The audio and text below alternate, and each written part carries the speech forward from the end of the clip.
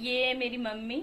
और सुबह से मेरा थोड़ा सा मन उदास था तो मैंने सुबह इनको कॉल लगा दिया था, तो इस वजह से ये मिलने आ गई है मेरे से। और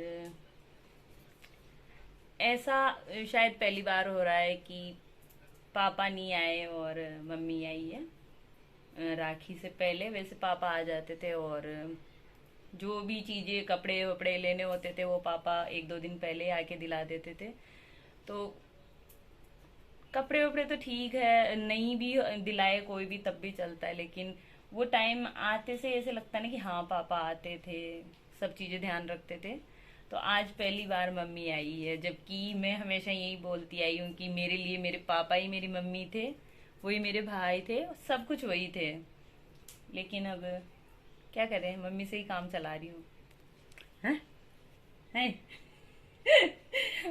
मर मर दादा ने छोड़ थारू काम चला रही हूँ। हाँ? हम्म? हम्म? तो ये है मेरी मम्मी, जो कि मेरे ननिहाल में रहती है।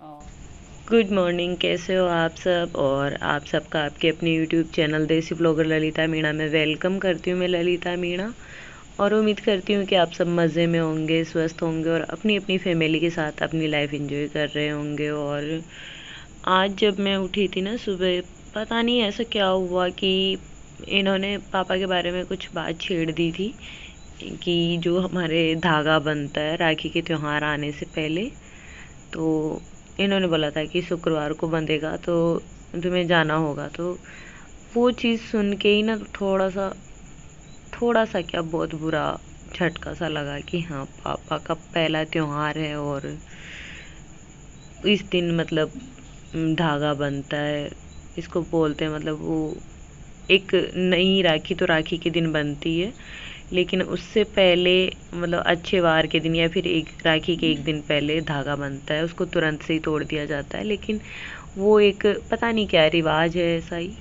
तो वो शुक्रवार को जाना था मुझे, और इन्होंने सुबह सुबह जैसे मैंने चाय पी वो बात निकाल दी। पता नहीं क्या हुआ कि फिर मेरा रोना कंट्रोल नहीं हुआ, जबकि मैं बहुत कोशिश करती हूँ कि मैं पापा के बारे में कभी इतनी मतलब सोचूं भी ना। मैं जब भी सोचती हूँ तो मुझे तकलीफ़ होती है, क्योंकि मेरे पापा थे जो मेरे बहुत करीब थे।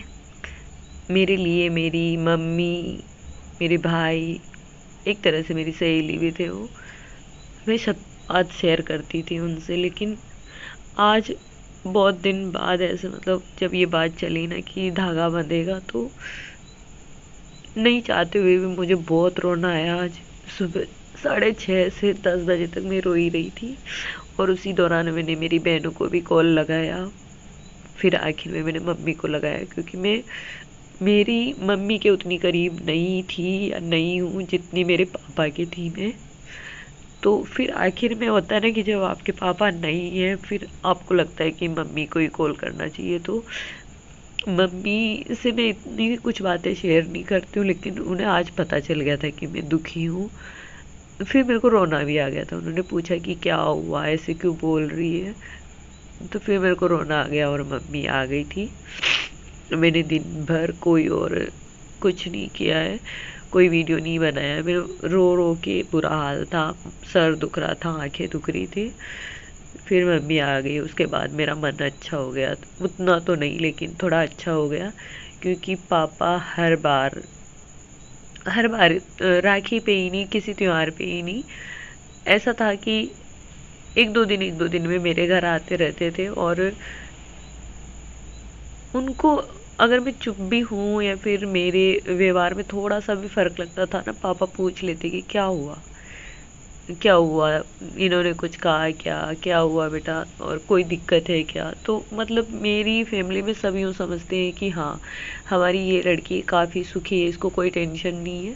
पर मेरे पापा को समझ में आता था कि इसे भी कभी कोई परेशानी हो सकती है। वो अकेले थे जो मुझे पूछते थे ऐसे। तो अब पापा के जाने बाद ऐसा लगता है कि अजीब सा नहीं लगता कि जैसे आपके लिए अब कोई सोचने वाला, आपकी फिक्र करने वाला नहीं रहा। जो आपको बच्ची समझता था वो नहीं रहा। मेरे को वो बच्चा छोटी सी समझते थे मेरे पापा, जबकि मैं अभी बड़े बड़े बच्चों की माँ हूँ तब भी। और ऐसा नहीं है कि पापा की याद नहीं आती, पर मैं, ऐसा होता ना, किसी तकलीफ़ को आप दबा के रखो, नहीं किसी के सामने आने देना, ना खुद महसूस करने की कोशिश करना, तो मैं वही पूरी कोशिश करती हूँ। लेकिन आज बहुत याद आई पापा की।